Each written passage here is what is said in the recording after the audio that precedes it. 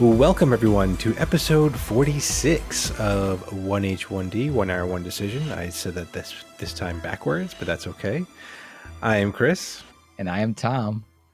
And we take 60 minutes and play a random game on Xbox Game Pass and decide, is it Automata or Automata? I don't care. I want to become as a god. That's fair.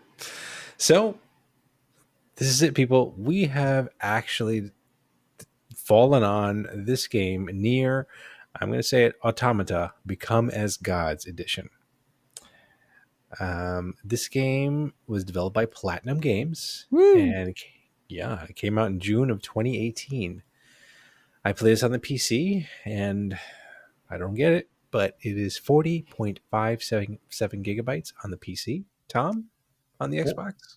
44.8 gigabytes on the Xbox. Wow. I don't get it, but that's how PlatinumGames does it for this game. What kind of game is this? Man, oh man.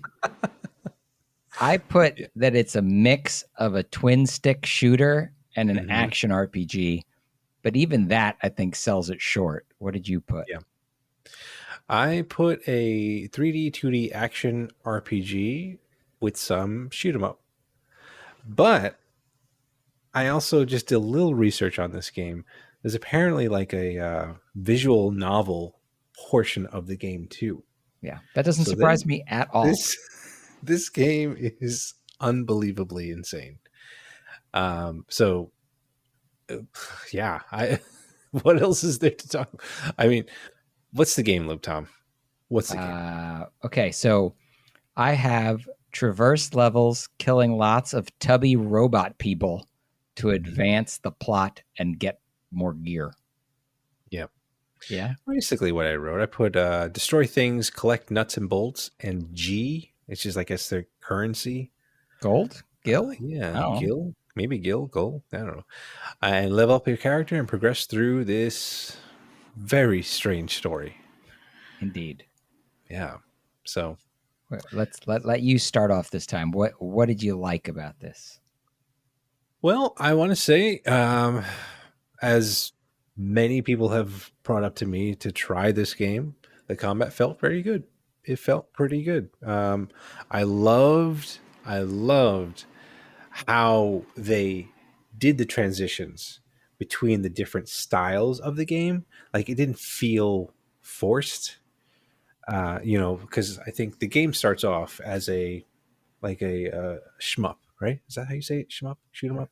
I guess. I was hey, I'm playing Ikaruga. Right, like an Ikaruga, a Gradius, or Gradius. I don't know. Anyway, one of those style of games. 1942, right? Not Battlefield 1942. Not Battlefield 1942, just 1942. Yes, and then all of a sudden, it just switched to a 3D action, like a Bayonetta or a Devil May Cry style game, and then it switched to a 2D side scroller or a platformer. It became a Metroidvania there for sections for like a half a second, but it just like the game is just constantly like messing with you, and you're like, what is going on? So I like that it kept me on my toes in that sense. The player models and animations for my particular player were really, really good. What about you, Tom? Well, first thing was I was shocked, as you probably were, even though I know quite a few people who like this. Yeah. That transition that I was like, I didn't know that this was a twin stick shooter. Like, this is weird. Okay. And then it's like, oh no, there it is. It's an action RPG now. And then it was something else. And I was like, I agree with you. It does such a good job of mixing and matching all of these genres and moving between them. Yeah. And I likewise, I've got to agree that I liked the controls. They were forgiving, at least in the early game. I don't know how they get later, but considering, how much they're throwing at you, you can take quite a bit of punishment, and not lose a life or lose your character. Yeah. Which did you play this on normal or? Yes. I did too. Yeah. Okay. And I was going to say, which segues into my third bullet, which is I really enjoy the auto recovery system that they've put into this game. Uh, Yes. I am a hoarder. I collect everything that's out on the map. If you put it on the Yep. map, I'm going to go and pick it up. Yep. And that works really well for me because I collected a lot of health pickups. And then it was very hard to kill me because every time I was in critical danger, my character's automatically healed. And I thought that was really an Yeah. interesting idea. I liked it a lot. I liked how it was implemented. Yeah. Your little AI robot was actually useful. You Oh know, a yeah. lot of times, I mean, as you and I have grown up, there have been a lot of games where you have like a helper, or you have someone that's like you have to bring along in your particular adventure that is sometimes completely useless, and Yep. in fact, a hindrance at times. But that little guy, he was your turret, and he was your healer. So it was pretty cool. Just like the game is pulling double, triple, quadruple duty, your little helper robot's doing the same.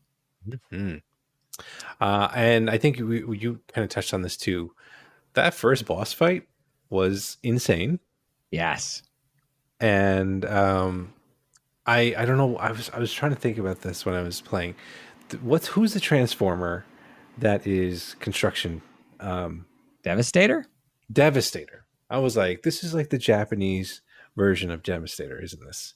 I mean, in a much larger scale, of course, but it was pretty insane. We were fighting Devastator, in a sense. Yeah. But instead of as a transformer, as one of the people that would ride inside a transformer. It Right. had a very kind of Shadow of the Colossus kind of Yep. vibe to it, where it's like you're so tiny compared to this thing. Yes, very much so. I didn't. I don't know. It was. I do want to bring up the music is good too. It definitely has that like very orchestral, like epic feel to it, Mm-hmm. and it's certain parts with the kind of the chanting, or like the kind of the there was that moment where I was like, oh, it kind of reminds me of like Ghost in the Shell kind Yeah. of style of songs and stuff like that. But it was cool. It helped get me like pumped for like that boss fight, for example. So I was happy about that. I like that. I do have a couple more little pros. Yeah. Uh, I thought the lore was interesting, and I think they did a good job of world building. Okay. Like, within that first hour, I was like, okay, this is the future. This is what's going on. I Yep. understand, where humanity is and what's going on. Like they did a good job of kind of integrating that into the gameplay and through their cutscenes and things like that. Right. Um, and it's different. You know what I mean? It's there's obviously some elements that are the same as other pieces of Sure. science fiction, Sure. but put together in an interesting way, and especially because there's this weird mechanically the game plays so strangely and it's all Hmm. over the place. Um, I guess there was a concern on my part that you wouldn't be able to get like all of that working well and then also have a story that has any kind of sense to it. Um, but it works. You know what I mean? Yeah. I don't know if it's the best plot ever written, but I only experienced an hour of it. So Yeah. Um. Well, let's talk about what we didn't like. mm. What didn't you like, Tom?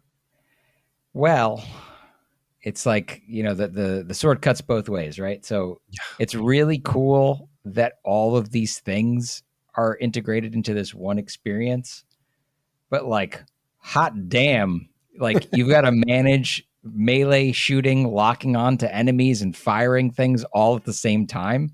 And like if you're not used to playing video games, like if this was your first exposure to a video game, you'd probably give Yeah. up forever. You'd be like, Yeah.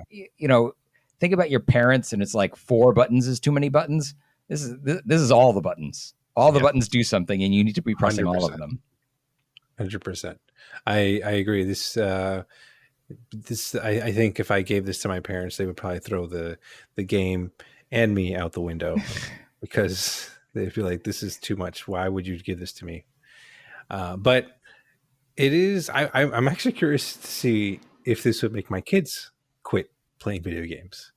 Oh, But well, maybe I'll throw it at them. We'll see. We'll see see. if it's There, too much to manage. yeah, but I mean, there's the other thing that I kind of will bring up is, oh, yeah, and you kind of touched on the story making somewhat sense. But the one thing I got to ask you, Tom. Sure. So humanity is trying to fight back Yes. with these aliens that have taken over the planet, Sure. and so someone thought, let's build robots. Cool. That makes sense. Yeah, Uh-huh. these aliens might be pretty tough. But then there was some guy that decided, let's not just make any kind of androids, Yeah. let's make them sexy. They've got to be. And with clothing that makes no sense. Because, I think maybe what their thought process was, if they're too sexy, that the enemies would just give up. They would just like can't compute and then explode. Could be. But then you look at the enemy types, and they're like trash cans. So it's like, Maybe it's aspirational. Maybe it's like, well, you trash can enemy, if you give up fighting, you too can look this pretty. maybe, I don't know, but I don't get it. Like, it was like I felt, well, one of the things I just didn't like was like the enemy types. So they just looked, outside of the boss, they just looked very blah. Like they were just like trash cans. Like, one was like a smaller one that was like surrounded by a flotation device, and then there's ones with like arms and legs that were big and heavy types. And I was like, okay, this is not very appealing in terms of the like enemy type, enemy design. But I don't know. Again, we only played an hour of it, so maybe the enemy types change and how they look and feel. So be it. But what else? Well, I do want to weigh in that I agree that the character outfits are completely silly and impractical. But anime assassins never dress properly. Like, in your head, close your eyes. Think of an anime. Think of an anime girl assassin. She's never dressed for the job. She's No, just not. So it's no, not. It doesn't surprise me that in this game, where you functionally are playing one of these types of characters, right. you mentioned Bayonetta before. She's not dressed properly Exactly. either. Yeah, I was gonna say, yeah, like Bayonetta is like the pinnacle of ridiculousness, for a woman assassin or demon fighter. Is she? I don't know. Whatever.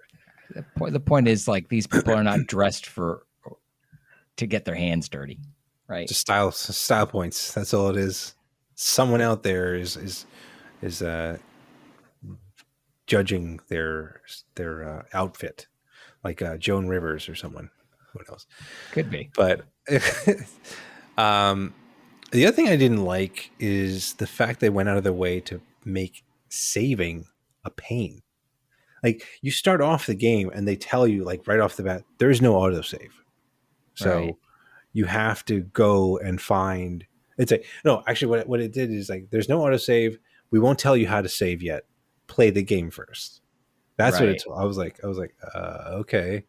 So you go in and play the game, and then eventually, yeah, you have to go to like these little save, like legitimate save points in the worlds. So, I mean, that's fine, but like, I don't know. It's weird that they had to like be upfront about it. Maybe there was people that were complaining, like, why is there no autosave? And Yeah. they were like, they had to, I think a because lot of people take that for granted, is what it yeah, is. You assume that there would be an autosave. true, So true. they want you to know that your game isn't being saved, so you don't just shut it off after playing an hour and then have That's true. no progress. Yeah. What else? Is there anything else that you want? I will also say though that this is another game where I felt like just the color palette was very Yeah. drab, I and have like that too. pale. Yeah. So it's like, You know, I mean, it's a pretty game in certain points, Yeah. and then it's like when you're like walking through these like empty cities and stuff like that, it just all looks the same, and you know, nothing, not that impressive. But the other thing I will say, like when I'm playing on PC, I don't know if you saw this. Like when you're transitioning from like a cutscene to gameplay, sometimes it has like these fake letterbox things that show up, Hmm. and like they just overlay weird. I don't know. It was weird, like that it did that. It might be a PC thing. I'm not sure. Yeah. If it happened to me, I didn't notice it. Yeah. So, Um, anything else you want to bring up, or yeah, anything else? yeah. I think just touching on the color palette, I Yeah. don't think I had a problem with it being like kind of minimal, is the way that Yep. I put it down. There's a lot of sections where like you needed to collect red items on a red background, and like Mm, that's a problem, right? Because there's yep. no contrast. And especially since the game keeps changing perspective on you, Yeah. like if you're on a top down isometric almost looking view, like you straight up are not going to see some of these drops, Right. you know, unless you like move around some and you're like, oh, there was something there. I was going to walk right past it. Yes. Absolutely. And I do think that the constantly changing perspectives can get disorienting. Yeah. You know, if it, the first couple of times it transitions, you're like, oh, this is pretty cool. But then, Yep. like, as it keeps doing it, it's like, Yeah. oh, like, it's not just like the one time, like, it's going to It's keep going. doing this. It's gonna keep going. Yeah. Yeah. So, I will want to. I do want to point out it's not a negative, but there's almost like a not a multiplayer component, but like something like Dark Souls, where people you could see other. If you turn it on, there's a setting where it mhm. asks you, "Do you want to turn it on?" Where you will see the bodies of players that have like died at these particular points in the Yeah. game, and you can either resurrect them and they become like an ally, Oh, or you can take their resources. hey, that's cool. So yeah, it's kind of cool. What else was there? There was one thing. Oh, I don't know if this happened to you, but you know, and I do this all the time. When I start a game, I will look at the options and all that other stuff and kind of tweak my settings there. Sure. I want to say like I think it was after that boss fight. It like forced you Yeah. to go into the settings again. Yeah. I was like, what the hell's going on? Like, why is this happening? It made no sense. But To me, it did make sense because I had not touched the settings. And so it was kind of neat for them to like bring you into the settings menu and be like, you can mess with all these things and they might, you know, make a uh-huh. difference. And I was like, oh, okay, that's pretty cool. You Yeah. know, I like that they did it like in universe. I thought that Right. was cool. It helped me with, like I said, the world building and the lore and just the, I liked the way that it was done in Sure. character. I thought that was kind of cool. Yeah. I've also did a little more research. Apparently, this is a sequel to a sequel. Oh, There was an original game called Nier. okay. This game is set like way into the future of that game. Sure. But Nier is a sequel to this other game called Drakengard. Okay. So it was like, but like, there's just so much going on with this whole game because apparently you have to play this game multiple times to get multiple endings, Okay. and like the story unfolds as you play it over and over again. Oh, So it's so the game you could beat the game once and be done with it, and I think it might take like 20ish hours to beat it the first time, okay. but it can go up to like 40 hours of gameplay Right. if you wanted it to. So I don't know. This is where we have our final thoughts, Tom. Yes. What do you think? Okay. I want to preface my final Mhm. decision by saying that I have several friends that Mhm. like this game a lot. Yeah. So that impacts my expectations, right? I was like, okay, I know a lot of people really like this, and people I actually care about, right? You know, Right. not people who play Five Nights at Freddy's. So with that all said, I was surprised and delighted by the way the game mixed the genres and stayed fresh the whole hour. Like there's a lot of times, Krista, we're playing an hour of a game and I've already made up my mind 20 minutes in. This is not one of those. Like, this is a game where, like, I really needed to wait until the end of my hour and see how, because who knows, by the end of the hour I might be playing a visual novel. I don't know what's going to happen. So I thought that was pretty cool. I do think that I will go back to play more of this, but I can't be 100% sure. We'll see. We will see. That's fine. How about you? You know, I'm with you too, because I just because there's so many people that were like telling me, oh, you got to play this game. I've read so many articles like saying, oh, this game is like brilliant and all that stuff. When I finally just actually sat down and played this game, I was like, okay, I get it. I get why people thought this game was cool. And apparently the game designer is a weirdo, which is probably why this game can go through so many different little transitions of gameplay types and get it working as good as this game does. So the only thing that's like, I think I will go back and play it. When and how long I will play it for, I don't know, because I don't know if I can invest 40 hours into this game. Sure. But this game, like the combat itself is fun. So I mean, I think I'll keep it. This is a game I think I will keep and go back to, and maybe at least get to one ending. Yeah. I don't know if I'll go back and get like every freaking ending and whatnot, but those are our thoughts, people. What do you think? Is this a game that we need to play multiple times, or should we just put it down and the hype is not real? Let us know. Hit us up on Twitter at TC1H1D.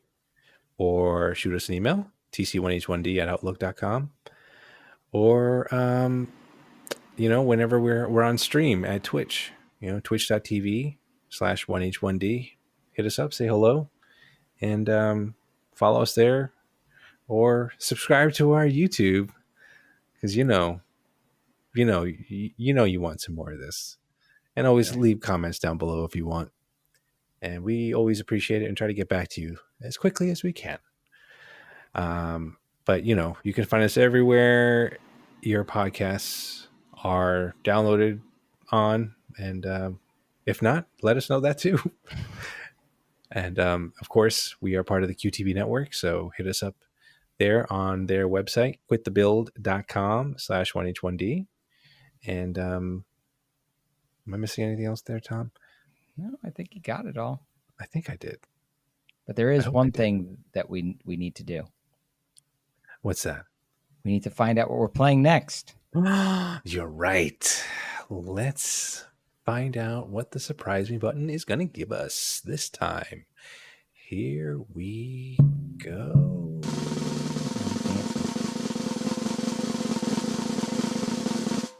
Ooh, okay. What is it?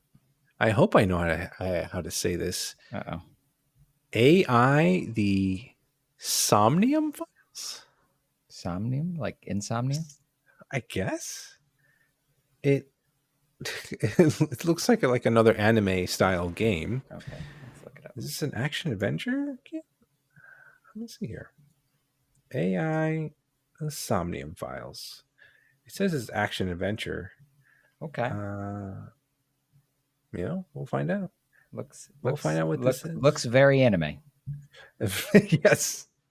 We didn't know. It looks more anime than this, and I'm not sure that that's possible, but yeah, I guess we'll find out. They figured it out. So that's what we'll be playing next.